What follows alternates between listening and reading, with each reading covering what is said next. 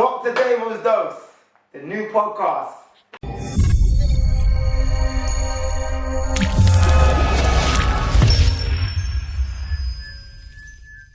The first thing I'm going to throw out there is how is everyone doing in regards to health? So when I mean health, I don't want to be too generic. I'm talking about where you'd like to be and where you're at. Okay? We're talking about diets, how we look aesthetically, and we're going to start with Shiro. How are you feeling? Wow. It's very sporadic at times, in terms of eating wise and training. I think I always use business, and then, which is obviously an excuse. So I'd say I would eat well for 3 days and then binge on ridiculous amounts of pizza and stuff like that. And in my training, it has got better, but it can be better. So yeah, it's too sporadic at times, I would say. Anyone else relate to that? Oh, absolutely, yeah, totally get it. And in coaching and stuff, I deal with people that use business, like you just said, as an excuse not to work out and get active when they know. Well, for me, I feel like it's the other way around. You've got to take care of yourself, you've got to take care of your health, because then that affects your mental health. And then you can rock up to business, fucking hell, I'm shit hot, because my mindset is amazing because I've taken care of myself first. So I hear a lot of that. Do you think it's a bit of a cop-out business though? Do you think it's a bit of a cop-out like to always say, oh look, at least I'm doing well financially? Do you think that's a little bit, I find the same thing. I find that if I feel like if I can say I'm running a good business, well, don't leave me, nothing else matters. But you know what, for me, I think personally, I think you can run a better business if you take care of yourself first and your mindset first. But of course, everyone sees it as like, oh, I've got to be successful in business. I think we were talking earlier about this public perception, social media, nice car, fancy watch and all that. Yeah. But what's going on in here and in here? And if you can take care of those elements better, then you'll be better in business and other areas of your life. Massively. 100%. I'm disgusted. I've got I'm not consistent, I'm not dedicated, I'm horrible. You're not lying though, I've seen you, we've gone on a journey together. Yeah, but when I'm on it and then... But why though, why? Why do you think the back and forth, the non-stop back and forth? I've seen you do amazing, I've seen you starve yourself. I know, do you know what it is that I don't see the results. I'm somebody that needs to see results straight away. So when I don't see it, I'm like, fuck it, I'm going to go and eat a pizza or I'm going to eat a cake. And I start Monday and it's forever. I start Monday and it's... But I've got a theory on this though. So you're mother of 4? Yeah. 4? Alright, okay, so if Amelia, my niece, said, she picked up a book and said, I can't read. After an hour, I can't read. I'm done, I can't read. What would you say? Yeah, of course, I get it. I know it's not that easy, is it? Yeah, I know that I need to be consistent and I have good intentions and then good intentions just don't come forth and I've only got myself to blame for that. No. Very honest, very honest. I'm disgusted. I'm disgusted. I'm really poor with managing my time, so that's my issue. Like, my diet isn't necessarily bad, but my job's very social and I work long hours, so I could eat really well there, but then I'll go out and drink for 2 hours after work or with clients or that kind of structure. So I'd probably be alright from like Monday to Thursday, or I'd get to a Friday and I'd be like, I have a really, really tough week. Fuck it, I'm just going to go and do what I need to do. Everyone, innit? Everyone's Monday to but at the same time, I'm up at 6 we've had conversations, I'll be up at the same time as you, but I'm just there, but I'm tired, but I could get up and do stuff, but I'm not doing it. I'm at home doing work that I should be doing when I get to the office, but I'm doing it indoors because I want to get it done before and finish by a certain time, but then I'm not finishing at a certain time. And it's just that, I'm just terrible with my time. I'm terrible. And that's kind of in a cycle. Yeah, it is. I'm disgusting. I think you change the word. We both have to change. Ty, youngin, what about yourself? For me, I try to stay as healthy as I can, but I lose motivation quite quickly as well. In my case, it's been due to injuries. I feel like I get injury every other week. So whether it be football, when I did play football, that was something I was doing consistently and I was quite healthy then. Then I got a bad injury and then I tried to get into the gym, did that for a couple months and then I got injured within about 6 months, and ever since then I found it hard to find something that I can consistently do while staying healthy, to try to stay healthy. So yeah, it's kind of hard. I don't know. I'm kind of finding my feet at the moment, but eating wise, I'm quite healthy. But Apart from when you come home. yeah.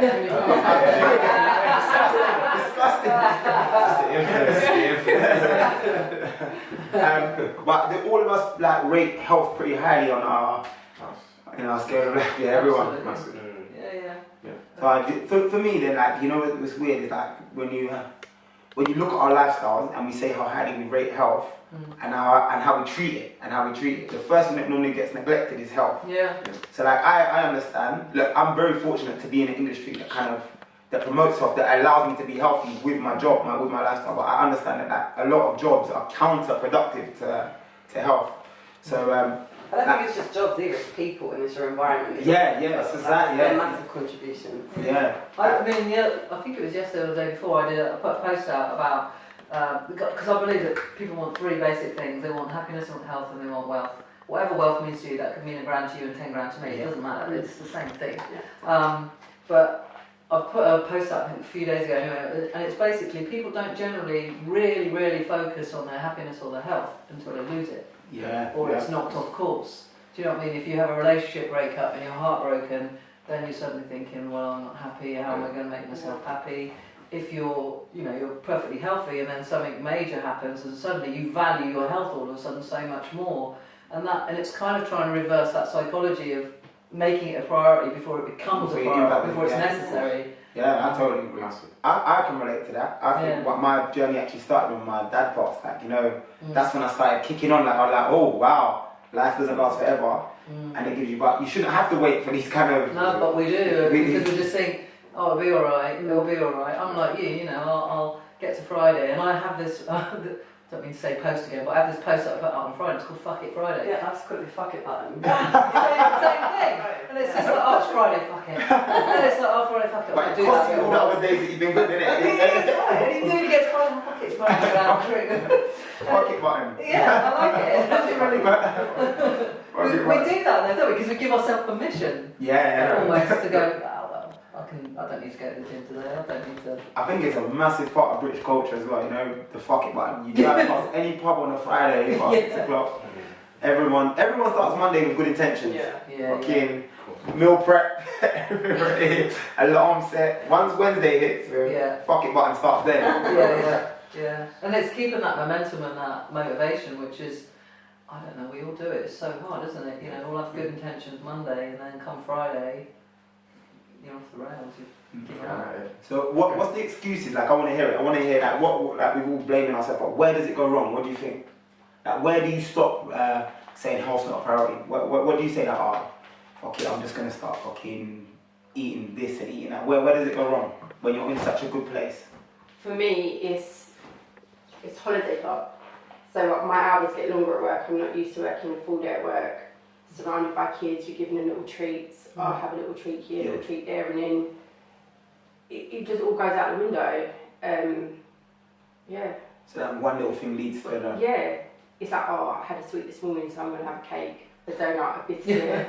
It's just a knock-on effect for me personally, and I need to learn how to manage that and be like, right, I'm gonna eat this rather than eat that, or just keep consistent with it, and that's something that I'm really bad at. Your surroundings, who you've got next to you and stuff like that. But at the same time, I kind of feel like I rebel against you, Vicky, and Tom. Like, you lot are so on it.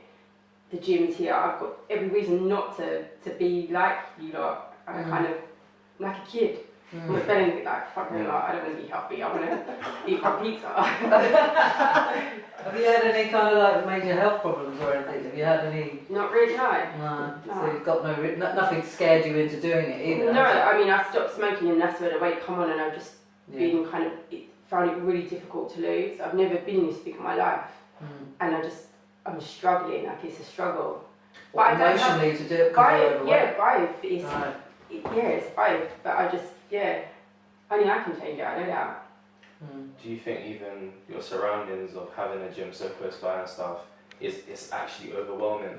So I think it's overwhelming with the people that are in the gym because they're so much fitter than what I am, and they look so much better than what I do, so it's kind of intimidating almost. So I think that's why we've built something in the garden, and now I've got no excuse. Some holidays are over, I've got no excuse. Have you been using the thing in the garden?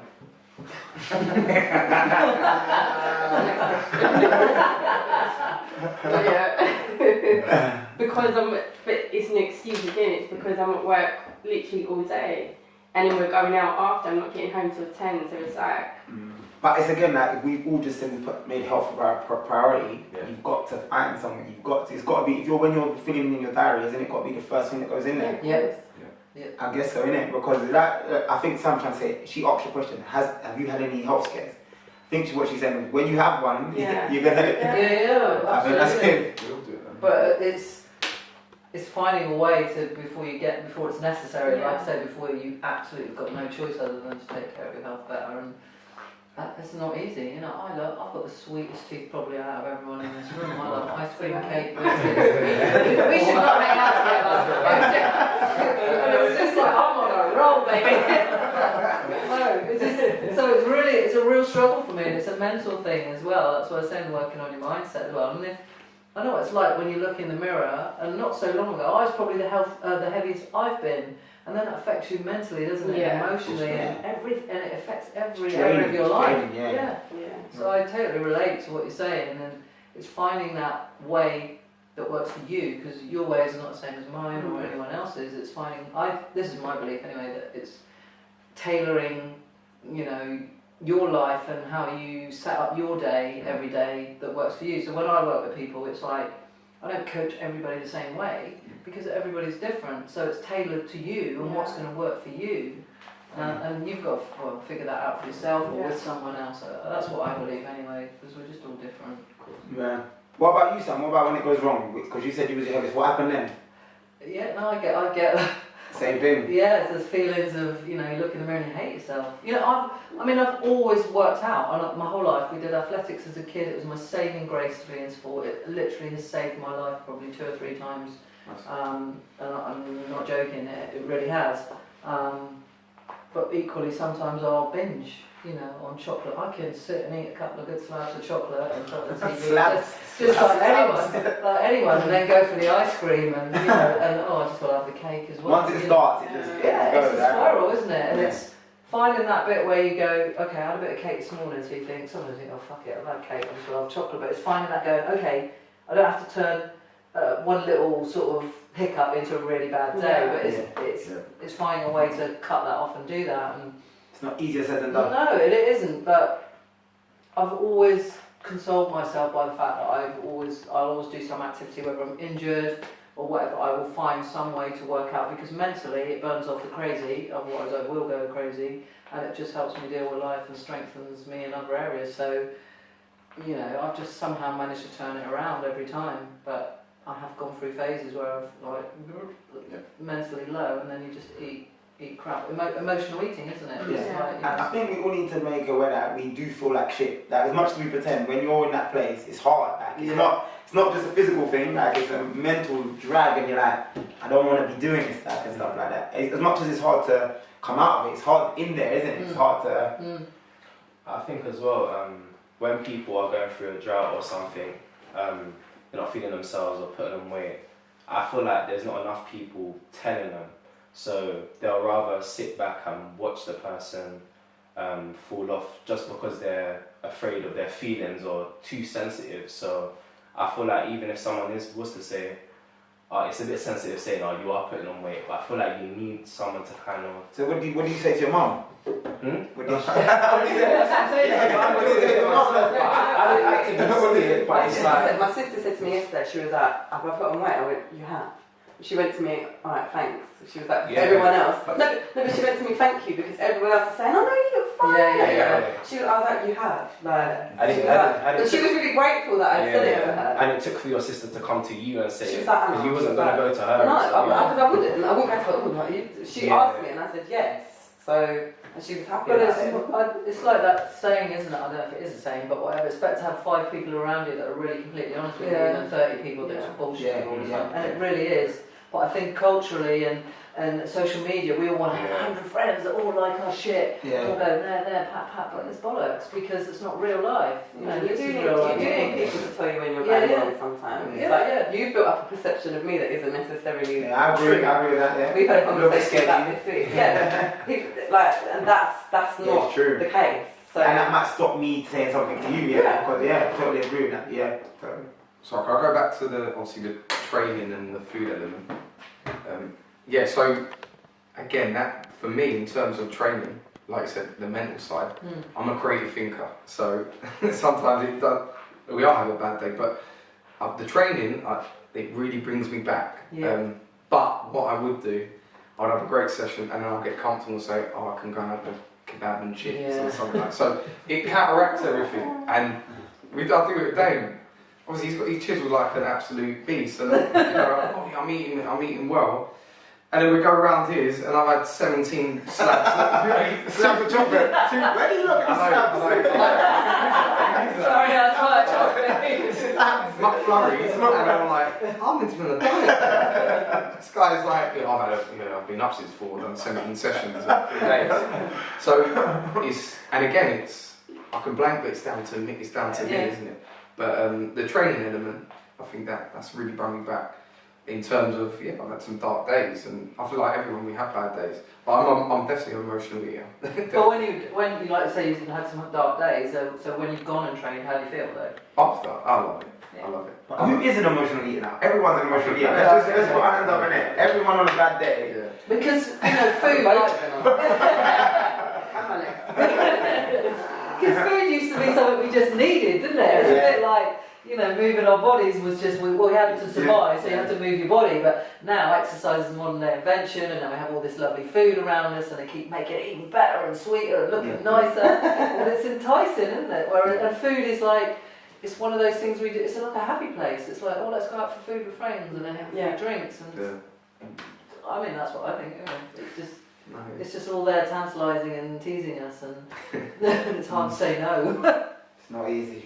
Right. What about you, Ty? I feel like, again, even I am guilty of this. It's like if you're doing something well, you've had a hard day at work, or you've done this, you've done that. It's like food. It's a reward. It's like, now I earn myself a chocolate or something like that. Even though I might not even want it, it's like, I've got to treat myself. But yeah, I haven't really fallen when I'm at uni myself. Because I'm buying my shopping and stuff, I'm more conscious of what I'm going to cook. But that's because at uni I have the motivation to go to gym and stuff. Disgusting, you're right. It's not even that. It's just that I like meal prepping, so once I cook it, I know it's there. So I'm not taking each meal as it comes. So in my head, if I know I've cooked a healthy meal, I have more of an incentive to go to the gym. Do you get what I mean? So, do you think your mum should eat healthier? My mum's food is healthy. It's cooking. Oh my God! What about the slabs of chocolate? The slabs. Sorry, I'm telling her to eat healthier. He does, yeah. If I'm going to get down in the cupboard, he's on a diet. Yeah, she'll be like, it'll be Sunday. She'll be like, don't worry, next week. And I'll be like, oh, what you did it on Tuesday? So yeah, I don't do it all the time because I feel like if someone's on your case too much, then it's like, but yeah, I feel like it's very important to have someone there who can kind of put you in place sometimes. It's having that accountability, isn't it? Yeah.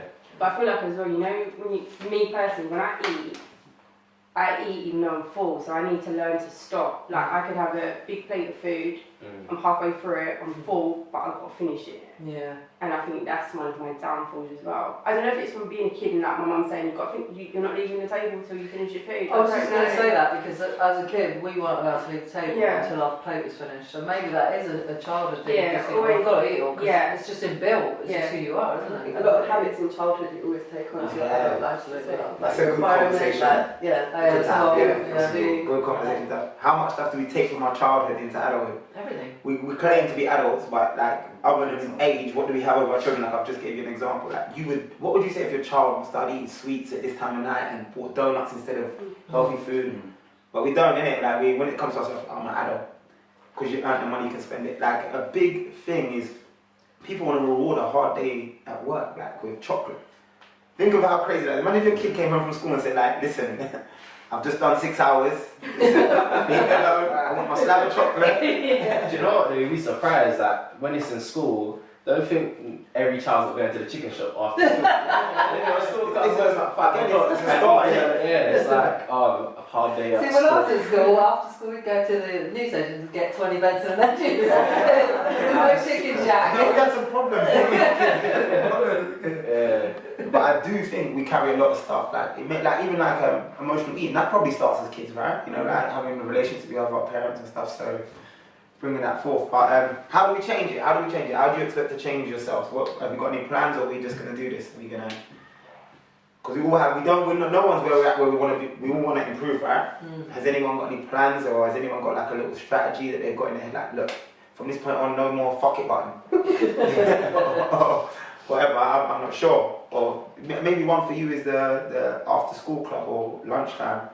Look, if it means it's getting in the way of your health, if it makes your quality of life better, why wouldn't you not just do it?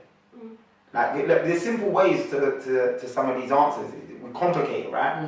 And sometimes we're actually buying into the excuse that, fuck it actually feels better to do this. So has anyone got any like thoughts to how they're going to change themselves? I'm not sure. I feel like one way to do it is not to just shut something off. So if it was a thing where I was eating 3 chocolates a day because I felt like I No, tell me about you, not as me as a thing. Tell me about my you. diet's quite good. I don't feel like, I'm not saying I'm perfect or anything, but I don't feel like diet problem is I don't feel like my diet's a problem. For me, it's training. So I know that when I do go to the gym, I like to go hard. I like to go heavy and stuff. But I've been told I can't go to the gym anymore because of my wrist problem. So even though I can't really do anything about it, I still feel like I should try and find other ways to kind of compensate for that. Whether that be littlest things like yoga and stuff like that. But I just completely, once I'm told something like that, my motivation just drops. It's like, okay, my leg injured, my ankle's injured, my wrist, what more? Like, I might as well just give up. Because it's a mental thing. It's too extreme. It's like either do everything or nothing. Yeah, it's like I'll either want to do this properly or I'm not there for it. I don't really want to do it. Same as the diets. Like I'm either eating 600 calories a day or 7,000 calories. I fight it. Yeah, but that's a big factor in it as well. Because if you could eat really healthy, but if you drink however many times a week, that's still a massive consumption of calories, and it's not gonna. And you're still trying to train. That's not gonna. So it is a big thing. It's not contradictory, I don't think. And it's step by step. It's not. You can't do too much too soon. You will crash and burn. I've done that. We've all done that. Too much too soon. I think I find that, that's not good enough and that's not good enough, but obviously life is, it can't be good all the time, can it, everything? No, it's finding that balance, but you can't give up alcohol and give up everything out because it's just too much too soon. It's a bit like you haven't been to the gym for 6 months and then suddenly, right, I'm starting a new regime and you go all hard and it's fucking hard. So then 3 or 4 days in, you're like, fuck, I can't do this anymore. You fall off the wagon because you've done too much too soon. And some of the stuff I kind of put out there is, look, it's little, like you, I think you said it was like, it's really quite simple. We overcomplicate things a lot of the time and we think we've got this big grand plan about diet and exercise and life or whatever, but actually life is day by day and it's all about little daily disciplines. You know, that's why I think I said to you, like, I don't believe in being in the gym for hours on end. 20 minutes here, 30 minutes here, I can burn a shitload of calories in a short space of time because my time is precious just like everyone else's, and therefore I don't feel like I'm using all of my time in the gym and staying healthy. It's just 20-30 minutes. And that works for you? But I run. I mean, don't get me wrong, you know, Tuesday I ran 11k and I was out for an hour, but I don't do that every day. But on the other days, I'll do like 20-30 minutes. So it's little things, making little changes. But I think you could, what she said about watching the comparison from looking at us, saying like, oh, look what they do, it becomes overwhelming, but she does 20 minutes in the gym. And like, at home. On the lounge floor. Sometimes comparisons are killer. You know, like when you're seeing, oh my god, look what The Rock does. You know, like that, oh my god, look what she does, look what he does, look at her bum, look at his chest, look at that. And then you're like, well, I might as well not do it because I'm not doing what they're doing. And that's the scare. But they're the extreme, aren't they? Like, you know, and guys like you know, they don't all walk down the street looking like you. That's because, well, because. You can edit that bit out.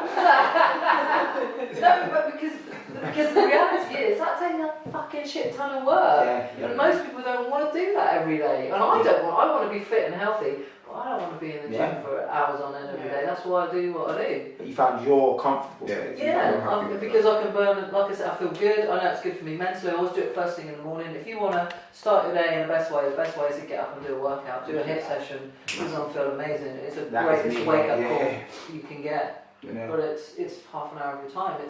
And it's like prioritising. It's like time management. What you're going to prioritise: your job and your boss, who you're making wealthy and not yourself.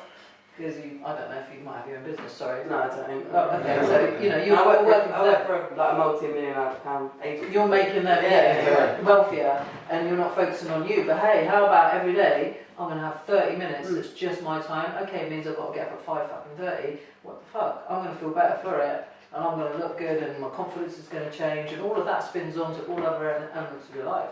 Yeah, that's very true. What about this fuck it button? How are we going to get rid It's of not in every element of my life. Not suicidal. No, I've learned how to drive at the moment. I'm saving for a car because those things to me, they're things that I've just left and not. I didn't do it at a young age. I'm doing it now at 32, and it's not that hard. It's going alright. I make sure I do have things in place. Like for instance, on a Friday, I'll make sure I've ordered my shopping, so I'm not tempted to go out with people after work or that kind of thing. So I know I've got to be in for a certain time. That I can't change or cancel that because I paid for it. That's going to be there. And I do prep and do things, but sometimes life just takes over and you can't. I can't manage it that well sometimes, and it does come up. But I am making changes and trying to do things like that. But like I said, my job's quite social. I have to go and entertain people. I have to go and chat to people, and sometimes I'll be out for longer than I envisioned and managed, like hoped I would be. But sometimes but then someone will be like, oh, let's go out after, and I'll be like, oh, okay, cool. Like, no, like put it back. Like you don't have to go all the time. And I don't, and I actually don't. Believe it or not, I actually don't. I don't. Because a minute ago you said I have to go. I don't have to go. That's what I You mean. have to go out all the time. Yeah, I don't have to go. So you have to appear to do something. I have to appear to be like. But then, do I want to change? Does that mean I have to change my career? Does that mean I have to change the industry that I'm in? Like, there's so many things that can spiral off the back of it. At the moment, it's something that I'm trying out. It's a new role position that I'm doing. So in 6 months' time, it might not necessarily be what I want to be doing. But you've got to try and. I'm not a person that continuously changes my life like that. I don't think you should be like that. I'll stick out at something until I feel it's served its purpose. And if it's having that much of an impact on my life, which I don't think it is, but there's certain things that if it does, then I'll make other changes. But aside of work, there are changes that are being made. So it's impact, isn't it? Like you're saying, it's how much those things impact on you. It's like because if I had it can be annoying, but how fucking annoying. if I had a car, I'd be able to drive to the gym or drive to see my parents, my brothers and sisters, and do other things rather than. But I don't, and I do live quite far, so. That point, I'm like, oh my god, like, how am I going to do this today? I've got to be here, and here. Someone's got to drop off the radar. My session at the gym's got to drop off the radar. That's the one thing that never drops. You personally, that's the one thing that never drops off the radar. Yeah, and that's what I've got to get better. Never. Yeah. Because how can you go about? How can you go about giving your best to your brothers, your sister, your parents, your job? If you don't take care of you can't pour from an empty cup. It's a classic thing, isn't it? But you just can't. And that's you never drop off the radar. Yeah. It's creating a better version of you, right? I view that like I use training as like a constant metric to improve. So like if I'm having a shit time, I'm like, damn, half an hour run or something like that. And I know that that's something I always can refer to. Like, okay, cool, I got better there, a little bit better. I feel better about myself. Because sometimes I'm doing business, I'm doing family, and it just seems like everything's going wrong. The day's overwhelming. I'm like, I'm meant to do that at 2, that at 1, it's all going wrong. And then I just bring it all together. Like, I'm like, look, for the next hour, I'm doing this. Like, and it just slows everything down. It slows my heart rate down because I do. Look, let's not ignore it. Like, the world is stressful. Like we're trying to achieve so much. We're trying to be. Well, I'm trying to be a father, a partner, a brother-in-law, a brother, a good friend. Host on a podcast, trying to do it all so well that sometimes it is too much, and then you do crash, and the crashing normally comes with a slab of chocolate. A slab of chocolate. But excuses. I want to talk more about excuses. So how often do we look in the mirror? How do we look in that mirror and actually address what the rights and wrongs are? Because we said about someone telling you, do you tell yourself? Because that for me, that was a big thing, a big part of my life that I went through was when I just dressed myself down. You know, like I looked at myself, I was like, oh Damien, like you're just all over the place. Like this is what you want to be. Because I think we all, if we're being honest, have an idea of what we want to be, right? Or something about it. Like, how many things are you doing each day to take it there? And in fact, you know how many things I was doing to go the other way? Like, I don't know if you look and relate to that. Yeah. So you look like the excuses, like you could look, I know it's gonna sound really brutal, but I can hear us that actually mention our excuses. You're saying it, you know, like you're saying it without being honest. Club, work and like that, they're all, if you've got health as a priority, they're all just an excuse. Because if your happiness comes from health, why are we worried about how much we get at the end of the month? So any big excuses, anything reference point? Because I used to use an excuse to my friends. My friend, my influencer, my big one was like, oh, every time I'm around these lot, man, this goes. Blaming others. What was the most simplest thing to do? You lot, time out. Time out. Does anyone else have friends as an excuse? I did, yeah. I think stepping away from people has been a big one for me, as in friendships. And yeah, being honest, and I get it a lot, you're too hard on yourself, but if you're not hard on yourself, who is going to be? And I think if you haven't got, obviously I've got, Damo's very, he's not brutal, no, he articulates it, because I think he has to with me, because at times I can't take criticism, I have to admit. And but I have got someone that can tell me, look, I think that's good enough, you know, okay, cool.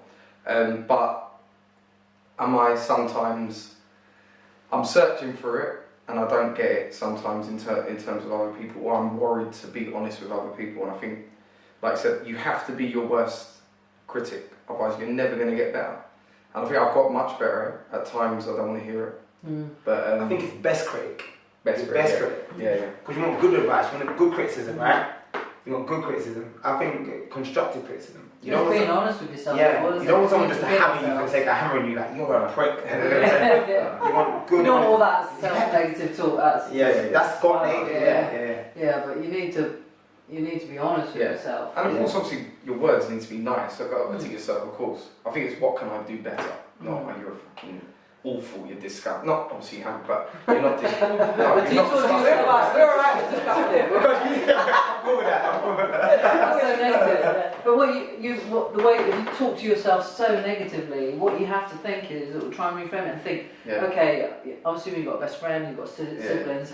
If they came to you and they were struggling with their weight and their health and who they were, how would you talk to them? You would go, you fat. How you would talk to your sister or your best friend, or if you had children, that's how you need to talk to yourself. I know, I don't drop really disgusting, no. But look, we get frustrated with ourselves, of course we do. But yeah, so just understanding and being more consistent. So I used to do it on a Sunday and like evaluate my week. And I haven't, a diary is really, really good for me. I don't do it, I've got as consistent with it. And that used to help me. Decluttering is really good. Decluttering your mind, brilliant. It's massive. Because we carry it'll get full eventually. It's like a computer, isn't it? Stores and then crashes. But yeah, so. Do you dress yourself down? Do you have a look, or do you have? Because that's disgusting. I think that's a powerful word. That's strong. Yeah, I think I do. I think I go for a stage of like, you need to do this, you need to do that to better yourself, and then I'm like, okay, you're nearly 40. There's no point. Learn to love yourself how you are. But I don't. I hate it. But yeah, it's not like a devil and an angel saying you need to do this, you need to do that, and That's powerful. Yeah, well, for me personally, just the words that she's using to describe herself and stuff like that kind of goes to show you. And it's not easy, because once you're in that mindset, like, it's difficult just to shift and say, all right, actually I love myself, and I'm this amazing person that goes gym every day. But my personal, I'm going to refer back to myself, I kind of brainwashed myself. You're not going to believe this yet. Like, I just started reading a lot of books, like watching YouTube. I know it sounds so stupid and so simple, but I fucked off it. And it was like, I had friends, it sounds so silly to you, like they'd ring you and the conversation would be so negative and draining. I'd come off the phone, I'd be like, wow, I'm tired. So for about 6 months, I just went, okay, Damon, we're internalizing here. Look, you want to be here, you're nowhere near it. So you're going to brainwash yourself. And as much, you know, I come across as this really like outgoing person, and I think at that point I say to people I was particularly low, like I was really low, and I was putting on a front to everyone to kind of like make you feel as though I was really high, and I just, do you know what? To be honest, I wouldn't say I hate myself, but I cringe when I'm like, bro, what the fuck are you doing? You know, like I kept that was my constant point of reference. Like, what the fuck? Like again doing this, and it was cycle. So I'm not just referring to diet. I'm talking about just everything. Like, so I relate to you, but I think hate and disgusting yourself, powerful words, man, powerful words. But I think I think I was more of a negative person. I think I've grown as a person. I'm not as negative as I used to be. But I'm probably more negative on myself. Yeah. Do you know what I mean? Like outside world, I try to be positive. I try to. But you're a loving person. I can vouch that you're a very loving person. But but probably I need to be more loving. No, it's Loving. yeah. You need to do it for yourself, like saying it's just like how do you talk to your friends and family if they're struggling or life's shit, that's how you need to talk to yourself, and you just need to learn to do that. But I guess it starts from that. It starts from that. And if you think like I have a client come to me and she's 50 soon, and she wants to change how she looks, how she feels about herself, her confidence. It's a new client, and I said, how long have you been like this? Because she said, oh, I want to be 10 stone. I said, okay, when were you last 10 stone? She said, well, I've never stayed at 10 stone. I kind of hit 10 stone and just carried on. I'm like, okay, and how long have you felt like this about yourself? Oh, like since I was like early 20s. I said, so for 30 years, you've been overweight, you felt shit about yourself, you've had low self-esteem, but you want to fix it in 4 weeks. It's not going to happen, baby. You just got to, and that's what I was saying about small daily things and about you just retraining your mind. It takes work every single damn day, but you can't make massive leaps. You've got to it's just daily disciplines and day in, day out routine. That's what will make the change. But of course, some days, you're going to fall off the wagon, and it's on those days that you don't stick the knife into yourself and just say, just go, okay, I had a bad day today, we kick on again, we reset tomorrow, we declutter the mind. That is a hell of an ability to be able to bounce back. Resilience. That is the one. Resilience, it's just, you know, in your people have them days that, why is the world doing this to me? Why is this going wrong? How does it make you feel, your mum saying that? What would you say? Because that's powerful, right? What would you say, like, what did that make you feel when your mum said that? It's quite surprising because I feel like people, as you can see, my mum, like you hide your emotions, you hide how you feel. So I feel like it does take more conversations like this because you're being more open. And obviously, once you have these conversations, people can help you. So you could have kept that in for another year or so, and without you saying anything, people wouldn't have known. You wouldn't have had the support and stuff like that. So, but I know I've got the support. I know that I'm surrounded by strong people and a good team. I know I've got the support of everybody around me. I'm not, you know, I don't hang out with people that don't. You know. Did you feel a bit embarrassed to say that then? So why doesn't he know? Embarrassed to say what? Because that's the first you've heard your mum say that, right? Yeah. Did you get my point? So maybe but I wouldn't go to my son and say, oh my god, I feel disgusting, or I wouldn't put that on him. Would you not think that's important that he knows that though? There is, but there's a level, isn't there? There's a line as well. I can relate though, because and it's bad, and there's certain things I won't go to because I don't want to worry her, which is silly, of course it is. And you know, there's certain things, nothing. You're right. And I think you're right, what's going on? Yeah, I'm good, sis. That's what I get out. And I think that's where I've got to be better. And well, that is the built-in answer. I'm okay. That's the go-to. And it can come across often. Doesn't he want that? And I do have to get better at that. In terms of like close siblings, I can be better. I could be a better brother, definitely. There's no good, alright, let's go for a lunch. Is that good brother? Because I'm spending money on you. It's time and being honest with each other, and that connection as siblings. You know, time is the most precious thing we all have. Nobody can create any more of that. And I think as your siblings, they're the one set of people that know the most negative things about you as well. Like they know your bad traits, and sometimes they only necessarily focus on those. So you wouldn't, I'm not saying you failed to see the good in me, but you know I'm a fucking bitch. You know I'm not. I am sometimes. Let's face it. They grew up with you. They know you. So my opinion of you was right there. I'm not just a fucking bitch. No, hold on. Everyone's got that.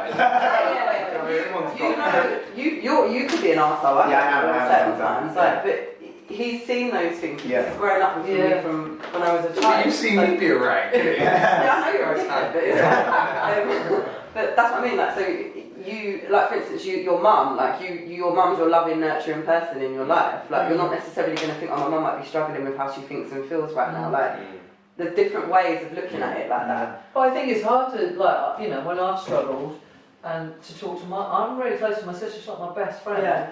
But I still struggle to talk to my sister.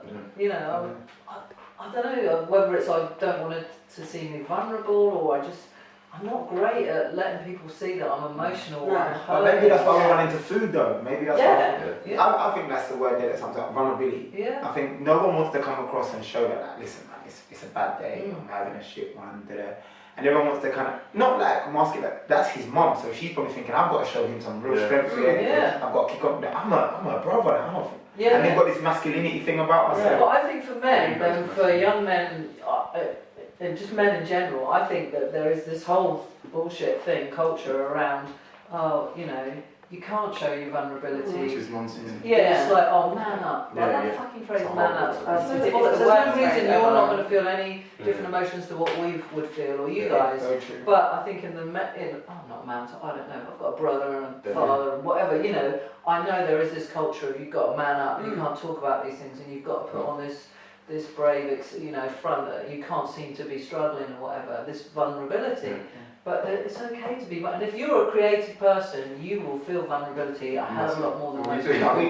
We go at it. I mean, There's also pressure because in past, like with your dad, for instance, and like the family history we have, the men in our family, there's been a suicide, there's been problems with drugs, mental health problems. So you're constantly trying to like not become that. And that's a struggle and a pressure for yourself as well. Yeah, and that causes that. You see, when you lock it up, that's actually what causes it. I think we had discussions, and vulnerability is definitely it's a sign of strength, isn't it? And I think that's the big thing. And I have to admit, since I have been more open in my thoughts, I've formed better relationships. Yeah. And because you're being you. Yeah, you're being you, and I think that was the big thing. And you know, I'm going to be honest here. I think even prior to what happened, you know, in family situation, I was at a really bad place, and you know, probably I don't know if my sister, but yeah. Anyway, so I know. yeah, and I was in a really bad place, and She's a bitch, but she's not. She's not a bad place, but not the greatest. And I called up Damo one time, and everything got on top because I wasn't talking about it, and literally I was crying, gone, and it was more so I just went. Do you know what, I think I built up that, he's the Joker, he's the, you know, the character, the energy, but I was suppressing the negativity and I weren't dealing with that. And I think it's really, really important to deal with the negativity before you can be a positive person. And talking has really, really helped me. But again, it's day to day. Don't bang off, you know, all the time. But no, it is. I definitely feel you. I feel like when you're going through a tough time as well, I've made the mistake because I've done the complete opposite. I've opened up to someone, but I've opened up to the wrong person because you might not get the reaction you was looking for, and it's just like, oh no, you'll be alright, blah blah blah. But you feel like the person actually hasn't helped you. So in certain situations, you feel like I don't want to put my problems on other people and make them feel kind of like. But and they can throw it back in your face. Yeah, exactly. So I feel like you've got to know who you're talking to and be aware of what the person's like. Because even him being a joker, you might have been a bit skeptical as, what's his reaction going to be, or is he going to take it seriously? So you just got to know who you're talking to and stuff. But I think the holding it in thing, which is great that you did it, even though you didn't have a great experience, you've done it, and you know the benefits of that, even if you didn't get the response that you wanted. It's just important that you learn to do it. I'm just so young to be able to do that at 20. Did you say you're 20? Yeah, that's amazing. It is amazing because you know you get to my age or whatever, and a lot of people just, especially men, just can't do it. Just can't put themselves in that vulnerable position. I can't because I grew up in a family where we didn't talk about shit. We didn't show emotion. My parents didn't say they loved us. You got nothing.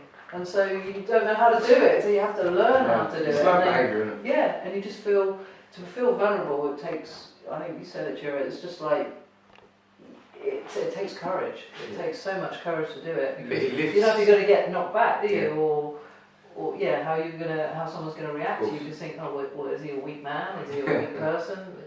For the majority of my life, I would consider any man to cry, be like, bro, man, Yeah. I don't even think I've ever hugged my dad, you know? Like, I know it sounds so dramatic, yeah, but I don't think I've ever like looked at him and say, oh, yeah, pops, like, you know, that kind of stuff. But I feel like that's because it's for soft, man. But it's bollocks. But what am I trying to say? That I don't have feelings? Yeah. Is that what I'm actually trying to say? Like, I don't have emotions, but every time you lock it up, like you said, you're just ready to break. You're ready to just collapse, man.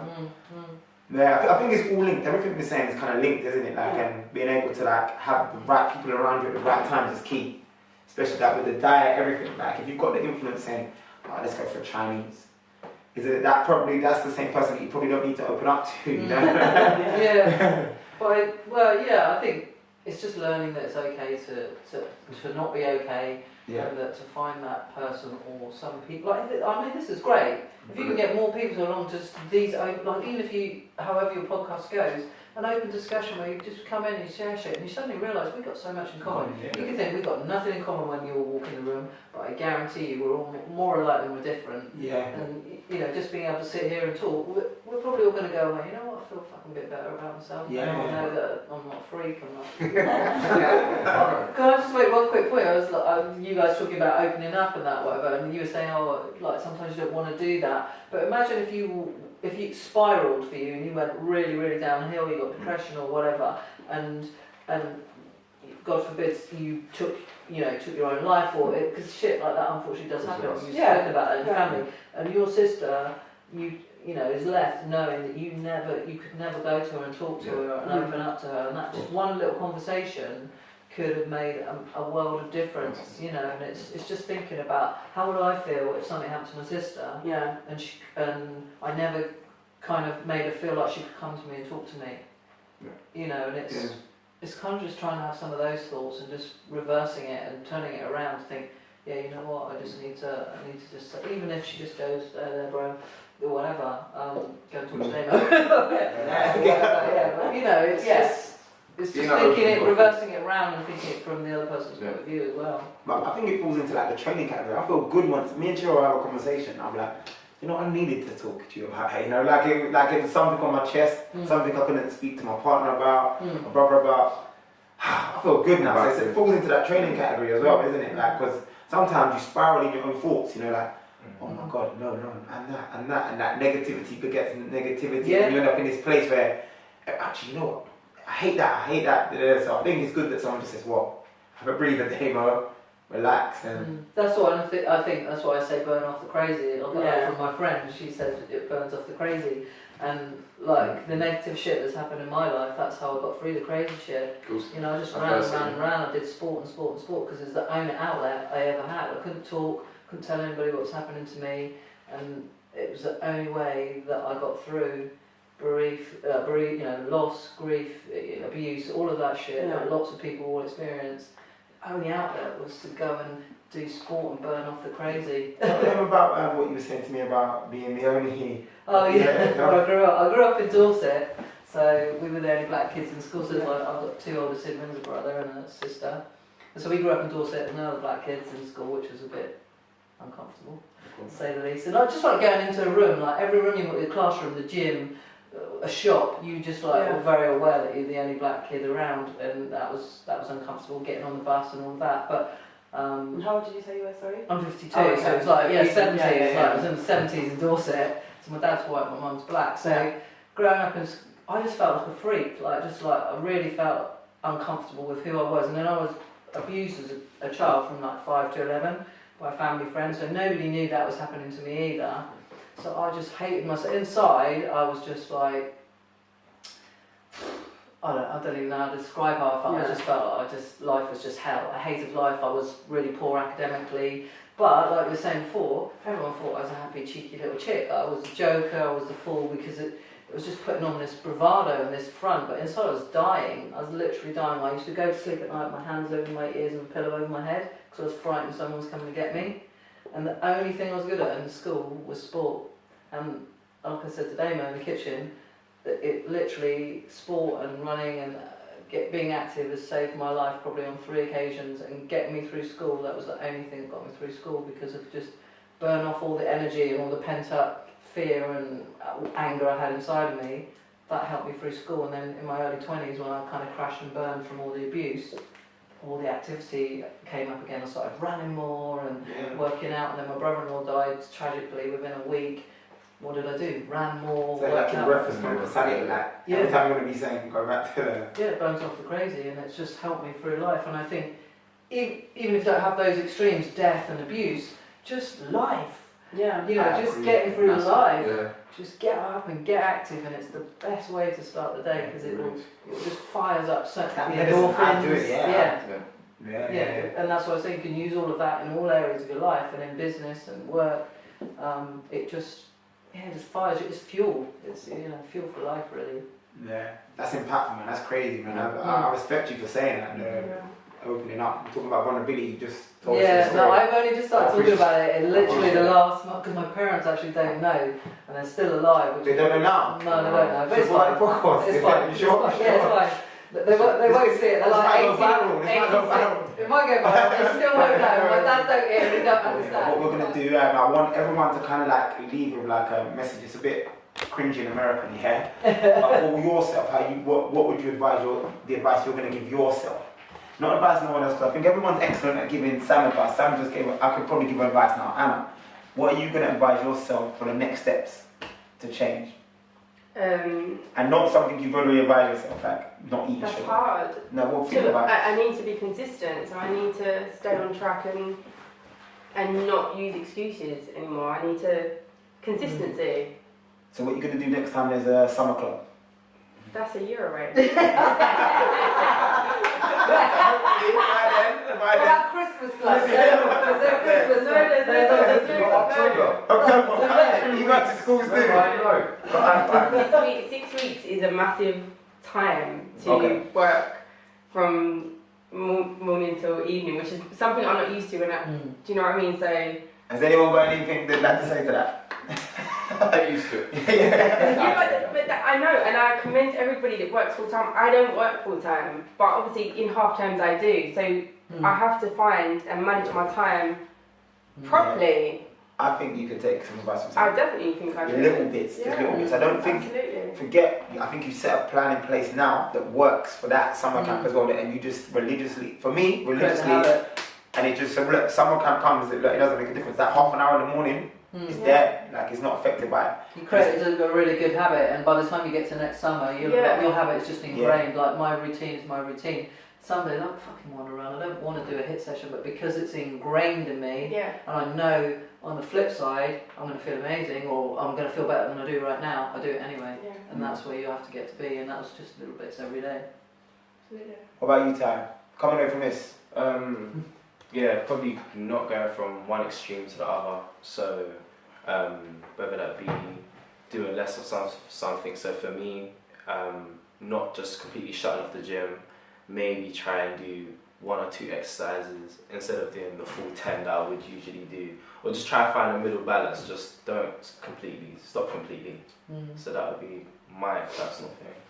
You should come salsa, I keep telling you. Yeah, you come to salsa class. Yeah. I can teach you some moves, I saw you do that.